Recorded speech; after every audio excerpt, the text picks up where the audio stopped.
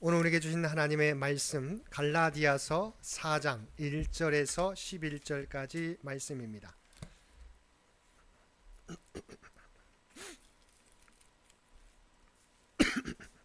갈라디아서 4장 1절에서 11절까지 말씀입니다.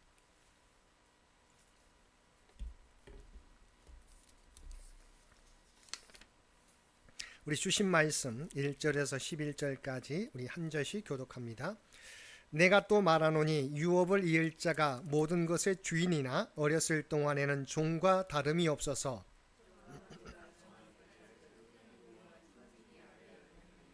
이와 같이 우리도 어렸을 때 이 세상의 초등학문 아래에 있어서 종노릇하였더니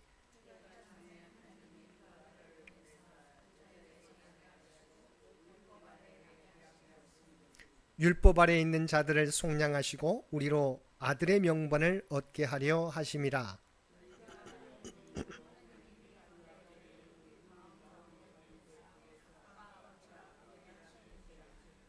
그러므로 내가 이후로는 종이 아니요 아들이니 아들이면 하나님으로 말미암아 유업을 받을 자니라.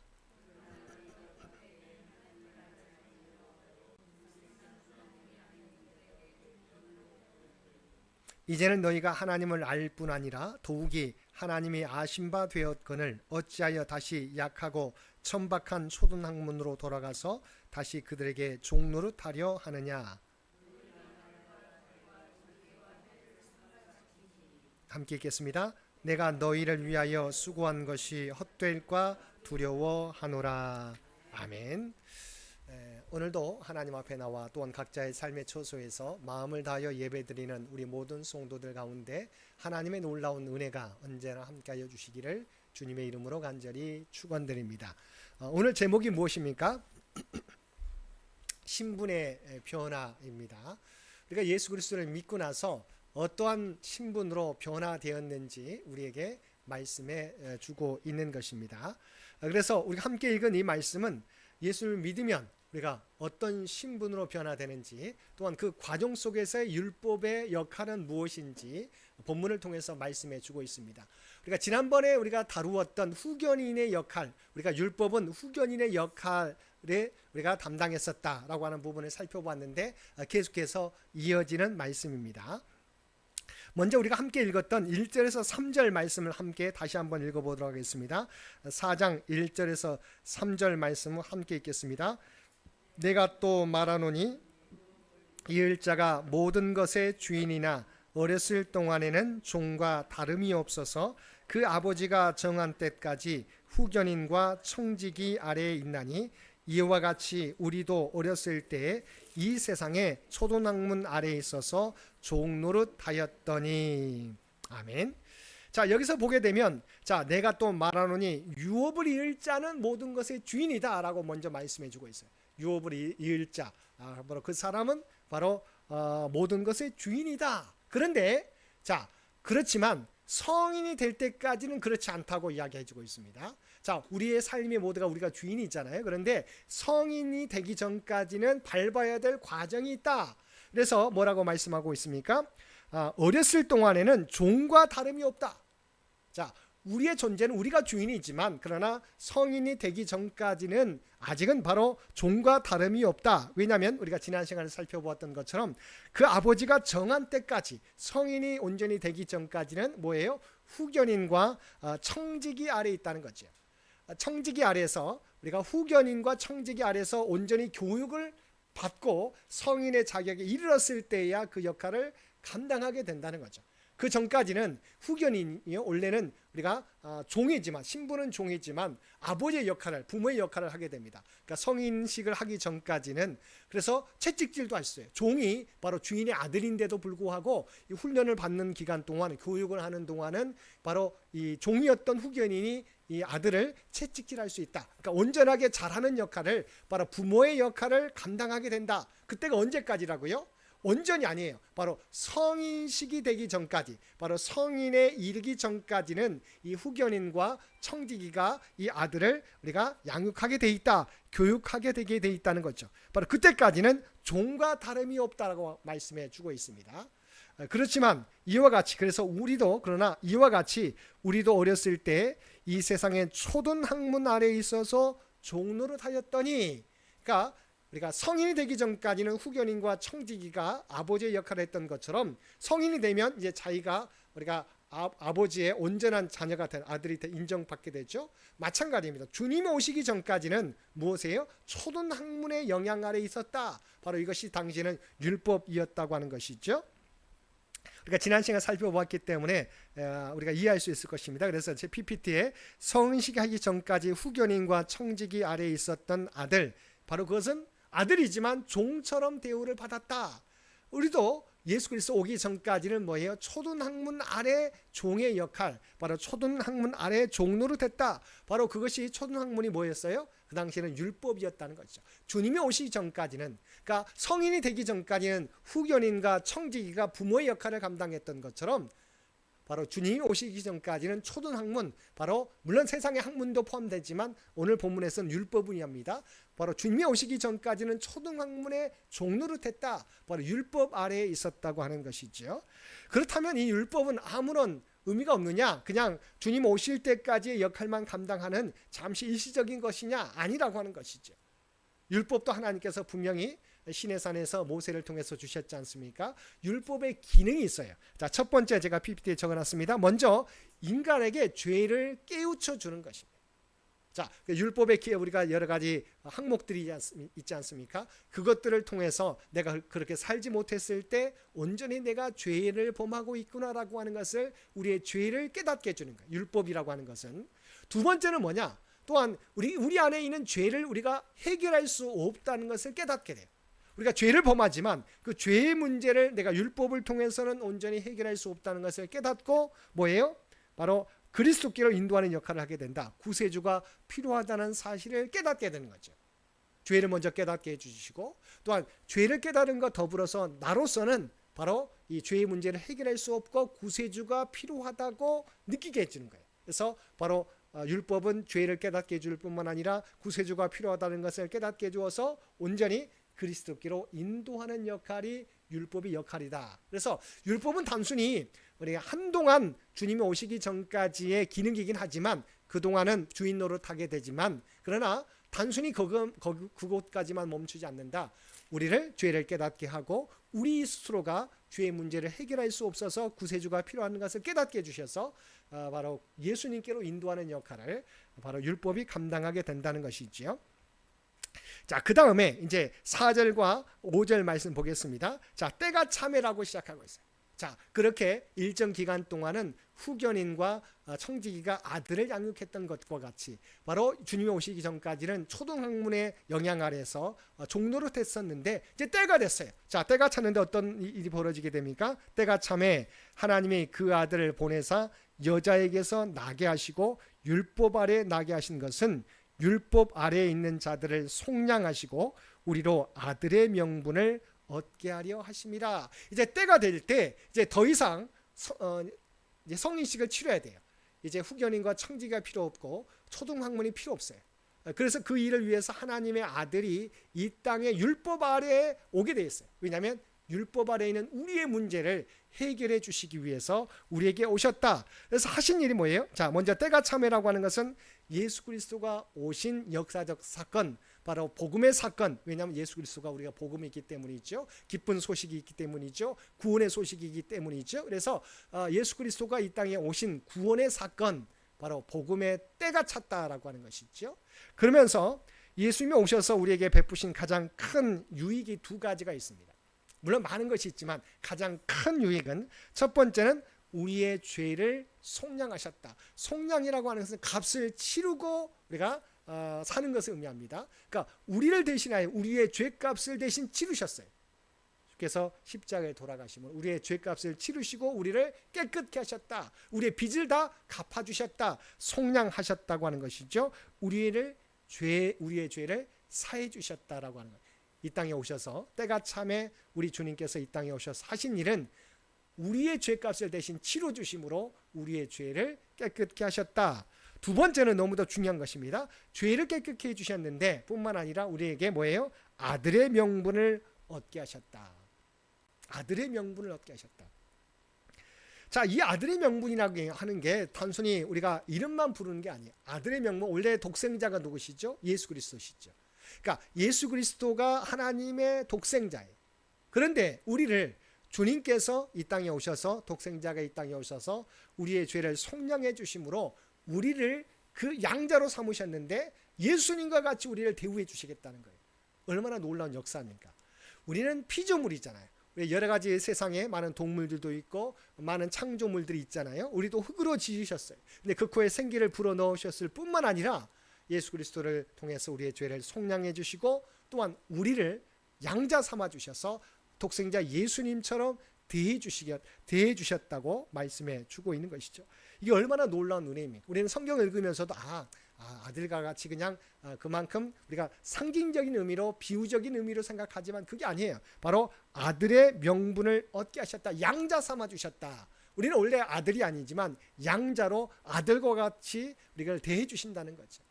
이게 얼마나 놀라운 은혜입니까? 바로 이와 같이 우리의 먼저 첫 번째는 자유를 얻게 해주셨다. 두 번째는 이어지는 것입니다. 6절과 7절 말씀도 함께 읽겠습니다. 5절 후반절 말씀을 더 자세하게 설명해 주고 있습니다. 6절과 7절입니다. 너희가 아드님으로 하나님이 그 아들의 영을 우리 마음 가운데 보내사 아빠 아버지라 부르게 하셨느니라. 그러므로 내가 이후로는 종이 아니요 아들이니 아들이면 하나님으로 말미암아 유업을 받을 자니라. 아멘. 자, 모세를 향해서 친구라고도 하나님께서 하셨어요. 친구라고 부르신다. 우리는 도저히 하나님과 우리 사이는 우리가 하늘과 땅만큼의 차이가 있는 것이죠. 왜냐하면 물론 더 크죠. 사실은요. 하나님은 창조주이시고 우리는 피조물이에요. 도저히 창조주와 피조물이 함께할 수 없죠. 비교 대상이 되지 않는 것이죠. 그렇지만 하나님께서 우리를 어떻게 아까 말했던 양자로 삼아주셔서 아들 삼아주셔서 우리가 하나님을 아바 아버지라고 부를 수 있게 되었어요. 얼마나 놀라운 은혜입니까? 자, 우리가 하나님을 아바 아버지라 부를 수 있게 되었어요. 종이었는데 우리가 어떻게 보면 피조물이었지만 하나님은 저와 여러분을 아바 아버지라 부를 수 있는 존재로 삼아주셨다는 것이죠. 뿐만 아니에요. 그냥 아버지라고 부르기만 해라 이게 아니에요. 모든 유업을 우리가 함께 주신다. 그래서 하나님으로 말미암아 유업을 받을 자니라. 예전에도 우리가 서자가 있었지 않습니까? 그래서 사실은 홍길동이가 아버지를 아버지라 부르지 못했다 라고 하지 않습니까? 아버지지만, 그러니까 서자는 뭐예요? 실제적으로 아들이긴 하지만 아버지를 아버지로도 부르지 못했어요. 그리고 그 유업을 받지도 못했어요. 그런데 실핏줄이지만 정씨를 통해서 얻지 못했다고 해서 아들과 아버지의 관계가 온전히 성립되지 않은 거죠. 그러니까 원래는 아버지와 아들과의 관계지만 아들이 아버지라고 부르지 못하는 관계. 그리고 유업도 받지 못해요. 근데 하나님은 어떤 분이세요?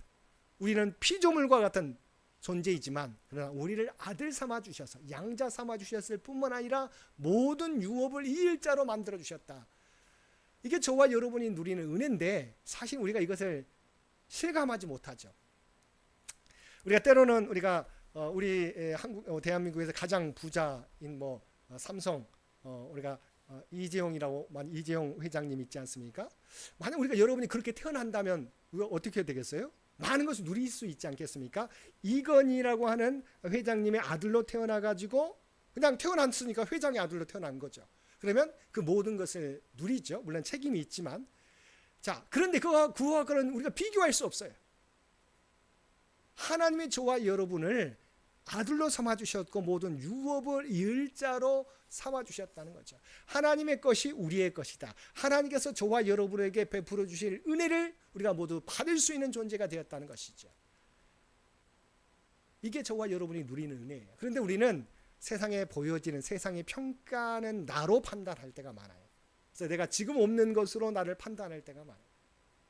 여러분, 저와 여러분은 하나님이 저와 여러분을 양자로 삼아주셨고 하나님이 누릴 수 있는 모든 유업을 받을 자라고 하는 것. 그래서 우리는 아버지한테 언제나 구할 수 있는 거예요. 물론 하나님의 때와 방법으로. 왜냐하면 사실은요, 우리가 원하는 대로 얻으면 다 좋을 것 같죠. 그러나 그렇지 않습니다. 인간이 얼마나 영악한지. 여러분이 뭐든지 잘 나가보세요. 그러면요, 하나님을 더 가까이 할 것 같죠. 그렇지 않습니다. 이게 인간의 모습이에요. 편안해지면 우리의 신앙생활도요 좀 나태해져요. 그런데 하나님은 우리에게 때로는 문제를 던져주세요. 그것을 우리가 하나님이 세디스트가 아니에요. 우리가 고통을 누리는 걸 보고 즐거워하시는 분이 아니에요. 정말 우리로 하여금 하나님의 자녀답게 살게 하기 위해서, 하나님과의 관계를 온전히 깨닫게 하기 위해서 문제를 던져주시고, 그 가운데 더욱더 하나님을 의지하게 하고 하나님이 어떤 은혜를 주시는지를 우리가 실제로 체험하게 하기 위해서 그러신다고 하는 것이죠. 그래서 중요한 부분은 우리를 종이 아니요 아들이다, 아들일 뿐만 아니라 하나님으로 말미암아 유업을 받을 자라고 삼아주셨다는 부분을 잊지 마시기를 바랍니다. 자, 그런데 이런 은혜를 갈라디아 교회가 누리고 있었어요. 그런데 여전히 예전에 우리가 율법주의자들이 와서 그들에게 아니다, 예수 그리스도만 믿는 것도 중요하지만 율법을 지켜야 된다, 이것은 모세 때부터 내려온 게 아니냐라고 이들에게 가르쳤다는 것이죠. 그래서 다시 이들이 자유로웠다가 율법으로부터 초등학문, 우리가 예수님 오시기 전까지의 종로를 했었지만 예수 그리스도가 오신 이후에 이제 하나님이 예수 그리스도를 통해서 우리를 죄사함 속량해 주시고 아들 삼아 주셨는데 자유를 누리게 했는데 다시 예수님의 그 모든 은혜를 다 잊어버리고 다시 율법 아래 있게 되었다고 이야기하고 있는 것이죠. 자, 4장 8절 말씀 함께 읽겠습니다.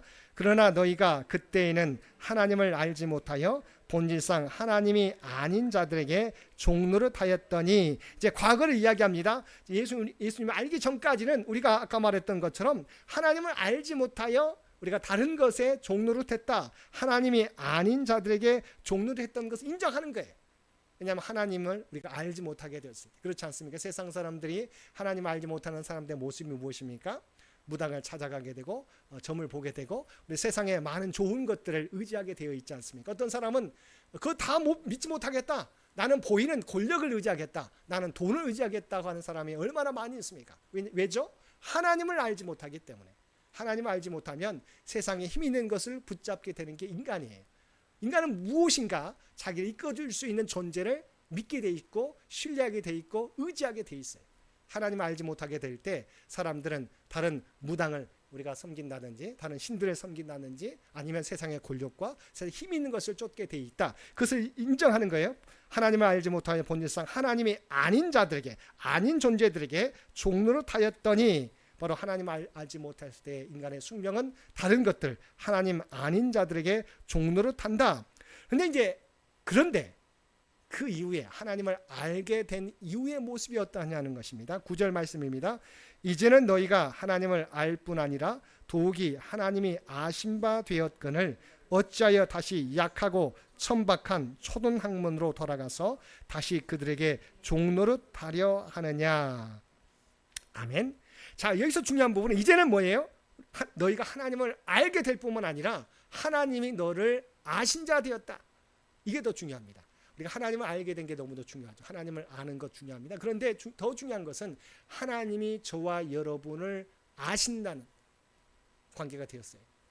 자, 성경에 보게 되면 주여 주여 하는 자마다 천국에 다 가지 못한다고 말씀해 주고 있어요. 중요한 것은 우리가 하나님을 아는 것도 중요하지만 하나님이 저와 여러분을 아는 것이 더 중요해요. 여러분 생각해 보세요. 우리가 하나님을 안다고 주여 주여 고백하는데 많은 주의 이름으로 많은 역사를 우리가 행하고 또한 사람들 전도하고 선한 일을 행했을지라도 하나님이 저와 여러분을 알지 못한다고 하면 어떻게 되겠어요?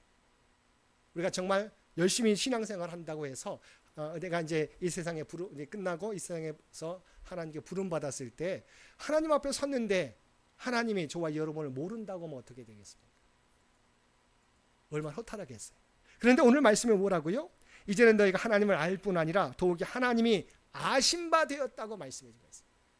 누구를 통해? 예수 그리스도를 통해서 우리가 하나님께 아신 바 되었다고 말씀해 주고 있어요. 너무나 놀라운 것이죠. 그러니까 뭐냐면 왜 하나님이 주여 주여 하는 자마다 다 천국에 가지 못한다고 했을까요? 바로 그들은 하나님을 이야기하지만 하나님의 은혜를 의지하는 것이 아니라 자기의 행위, 의로운 행위, 내가 이렇게 했습니다. 그래서 자기 의를 드러내며 살아가게 될 때 하나님은 너를 알지 못한다고 말한다는 거예요. 중요한 부분은요, 하나님의 은혜, 내가 하나님의 양자된 것이 내 능력으로 된 게 아니에요. 내가 의로워서 된 게 아니에요. 하나님의 절대적 은혜예요. 근데 많은 사람들이 내가 행한 것으로, 내가 이렇게 봉사했습니다, 내가 이만큼 헌금했습니다, 이만큼 내가 많은 사람들한테 내가 얼마나 예배를 드리고 얼마나 헌금하고 얼마나 금식하고 했습니까? 이걸 드러내는 거예요. 하나님은 그걸 인정하지 않는다는 거지. 오직 하나님의 은혜 앞에 무릎 꿇는 자에게 하나님은 인정해 주신다. 우리가 이와 같이 하나님을 알 뿐만 아니라 하나님의 아신 바 되었는데, 그런데 이런 은혜를 누리게 되었는데 어찌했어요? 바뀝니다. 어찌하여 다시 약하고 천박한 초등학문으로 돌아가서 다시 그들에게 종로를 타려 하느냐. 근데 여기서 조금 우리가 오해할 수 있어요. 뭐냐면 약하고 천박한 초등학문, 아까 율법에 대해 초등학문이 본문에서는 율법의 의미라고 했었지 않습니까? 자, 율법이 약하고 천박하냐, 우리가 잘못하면 오해할 수 있는데 이것을 언어로 살펴보면 제가 PPT에 적어놨습니다. 약하고는 이제 병든 것, 우리가 연약한 부분을 의미하고요. 천박한은 궁핍함, 가난한의 의미예요. 그래서 우리가 표현하게 될 때 천박한 의미보다는 좀 우리가 궁핍하다, 부족하다, 무능하다라고 이해하면 되겠습니다. 그러니까 초등학문이 약하고 천박하기보다는 표현은 그렇게 했었지만 뭔가 무능하다, 무능력한 우리가 초등학문 율법에 의지하느냐라고 말하는 거예요. 그러니까 잘못 오해하면 율법을 완전히 바울이 무시하고 정말 이렇게 공격한다라고 생각할 수 있는데, 언어적인 의미는 우리가 무능력한, 구원에 있어서 무능력하다. 그래서 제가 PPT에 적어놨는데 율법은 구원의 방편으로서는 전혀 무익하고 무능하고 결핍한 것. 그러니까 천박하다라고 하는, 우리가 잘못 이해하면 완전히 무시했다 이게 아니고 그 율법의 기능 자체가 무능력하다, 무능하다. 그러니까 구원에 이를 수 없는 연약함을 갖고 있다, 부족함을 갖고 있다는 것을 표현하고 있음을 그렇게 이해하면 되겠습니다. 그래서 천박한, 연약한, 부족한, 구원에 이르기는 부족한 초등학문으로 돌아가서 다시 그들에게 종로를 타려 하느냐. 이미 그리스도께서 행하신 일로 말미암아 우리가 다 하나님의 양자가 되었는데, 모든 유업을 받을 자가 되었는데 왜 너희는 구원에 이르지 못하는 무능력한 그런 약한 율법을 다시 의지하려고 하느냐라고 지적하고 있는 것이죠. 이제 결론입니다. 사실 10절 말씀 보겠습니다. 10절, 너희가 날과 달과 절기와 해를 삼가 지키니. 여기서 날은 뭡니까? 우리가 잘 알고 있는 안식일, 금식일이에요. 그 다음에 또한 달은 뭡니까? 월삭, 그러니까 새 달이 시작하면 첫째 날을 지키는 거 월삭이나, 또한 각종 절기, 달들마다 우리가 있지 않습니까? 각종 절기들. 해는 뭐예요? 우리가 안식 7년마다 안식년, 또한 50년마다 희년을 지키는 것. 이것을 너희가 날과 달과 절기와 해를 삼가 지키니. 이게 나쁜 게 아니잖아요. 중요한 부분은 이것을 해야만 구원을 얻을 수 있다고 주장하기 때문에 잘못됐다고 말하는 거예요. 하나님의 은혜로 우리가 구원을 받았는데 너희가 날과 달과 절기와 해를 지켜야 구원에 이른다. 예수 믿는 것도 중요하지만 율법에 나와 있는 것처럼 날과 달과 해를 지켜야 된다. 날과 달과 절기와 해를 지켜야 구원에 이르게 된다고 이야기하는 거죠. 그러니까 이것이 나쁘다는 게 아니라 당연히 우리가 안식일 지키는 거 너무 중요하잖아요. 월삭을 지키고 절기를 지키는 거 중요하잖아요. 하나님의 말씀해 주신 대로 희년과 안식년과 희년을 지키는 거 너무도 중요해요. 근데 이것을 지켜야 구원에 이른다고 말하는 것은 잘못된 것이다. 그래서 예를 들겠습니다. 제가 PPT에 적어놨습니다. 자, 율법적 헌금과 좋은 표현이 있어서 제가 빌려왔습니다. 율법적 헌금과 복음적 헌금이 있다. 그러니까 율법적 선행과 복음적 선행들이 있다. 이렇게 이해하면 되겠습니다. 말만 뒷부분만 바꾸면 되겠습니다. 자, 헌금이 하나님 앞에 드리는 게 중요하잖아요. 근데 어떤 의미에서는 율법적 헌금이 있고 복음적 헌금이 있다. 선행도 율법적 선행이 있고 복음적 선행이 있다. 구별된다는 거죠. 한번 제가 PPT에 적어놨는데 한번 읽어보겠습니다. 율법적 헌금 뭐예요? 헌금 많이 해서 공로를 쌓으면 천국에 갈 수 있다고 생각하시는 분들의 헌금. 우리도 때로는 그럴 때가 있잖아요. 내가 헌금을 많이 해야 이게 내가 공로를 많이 쌓게 되는 것이고, 그렇게 해서 우리가 하나님 천국에 간다. 하나님께 드리는 것이긴 한데 이것을 많이 쌓아야 내 공로가 쌓아지게 되고, 그래서 천국에 쉽게 갈 수 있는 우리가 경로가 된다, 방법이 된다, 이렇게 생각하며 드리는 헌금은 우리가 율법적 헌금이에요. 근데 똑같이 드리는데 그렇게 생각하지 않고 주께서 나를 구원해 주신 은혜, 나에게 베풀어 주신 은혜에 감사해서 내가 드리는 헌금, 똑같은 헌금인데 이 마음으로 드리게 되었을 때 이것은 복음적 헌금이 되는 거죠. 똑같은 헌금이에요. 헌금이 나쁜 게 아니잖아요. 하나님께 드리는 건데 때로는 모습 가운데 어떤 모습은 헌금을 똑같이 드리긴 하는데 어떤 것은 율법적 헌금이 될 수 있다. 우리가 해야 될 모습은 뭐예요? 율법적 헌금이나 율법적 선행이 되어서는 안 되고 복음적 헌금, 복음적 선행이 돼야 된다라고 하는 것이죠. 하나님의 은혜에 감사해서 내가 드리는 것이 돼야 돼. 이것을 드려야 내가 내 공로가 쌓아져서 하나님 천국에 간다. 이 의미가 아니라 하나님의 은혜가 너무나 감사해서 나에게 베풀어 주신 은혜가 너무나 감사해서 내가 받은 것 가운데 감사함으로 하나님께 드리는 거죠. 이것을 우리가 착각하면 안 된다는 거죠. 그래서 우리가 10절 말씀에서도 너희가 날과 달과 절기와 해를 삼가 지키는 것 중요해요. 근데 이것을 지켜야 너희가 구원을 이루게 된다라고 말하는 것은 잘못된 것이다라고 하는 거죠.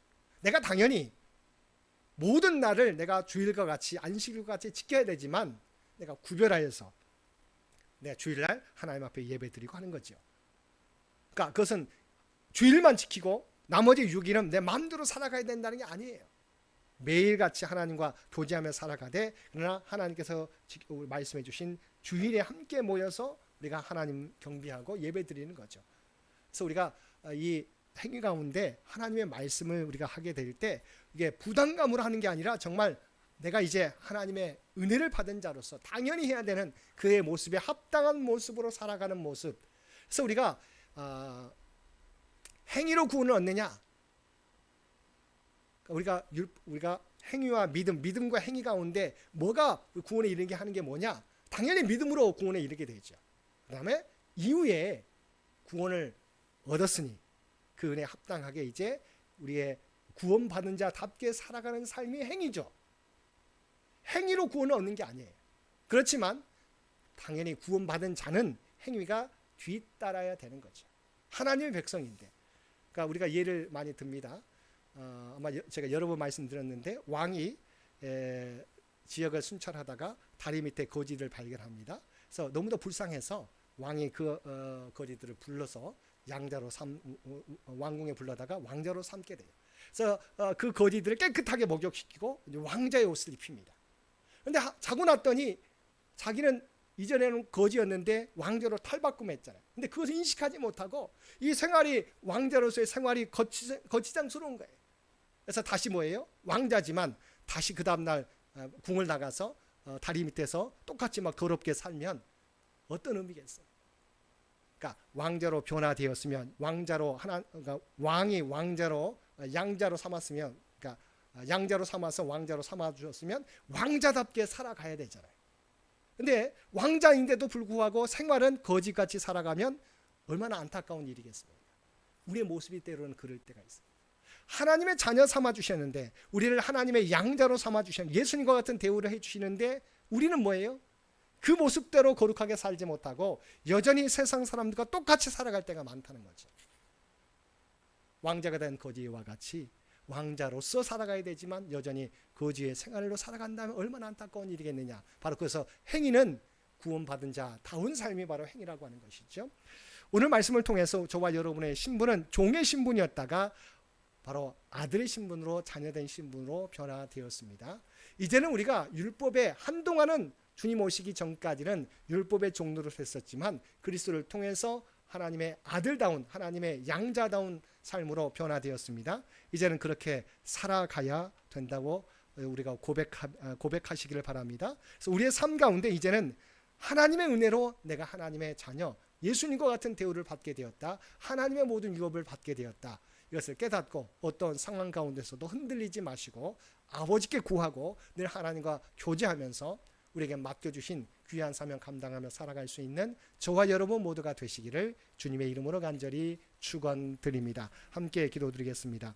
사랑과 은혜가 충만하신 아버지 하나님, 오늘도 우리에게 주신 말씀을 통해서 우리의 존재가 무엇인지, 어떤 존재로 우리가 앞으로 살아가야 될지 깨닫게 해주시니 진심으로 감사드립니다. 하나님께서는 종된 저희들을 하나님의 아들로 삼아 주시옵시고 모든 유업을 우리에게 주실 존재로 삼아 주신 줄 믿습니다. 이제는 세상에 보이는 것으로 판단하지 않게 해 주시옵소서. 하나님의 모든 것을 누릴 자격이 있음을 우리가 깨닫고 늘 하나님께 구하며 살게 하여 주시옵소서. 눈에 보이는 고난 때문에, 문제들 때문에, 아버지 하나님 연약함 때문에 낙심하거나 좌절하지 않게 해 주시옵소서. 하나님이 이것을 통해서 우리에게 이루어 가실 모습이 무엇인지를 우리가 하나님 앞에 묻고 늘 하나님과 동행하며 하나님의 놀라운 은혜를 누리며 살게 되는 우리 모두가 되게 하여 주옵소서. 이제는 과거의 모습대로 살지 않게 도와주시옵시고 변화된 모습에 합당한 모습으로 살아가는 우리 모두가 되게 하여 주옵소서. 이 모든 간구 우리를 구원하여 주신 예수님의 이름으로 간절히 기도드리옵나이다. 아멘.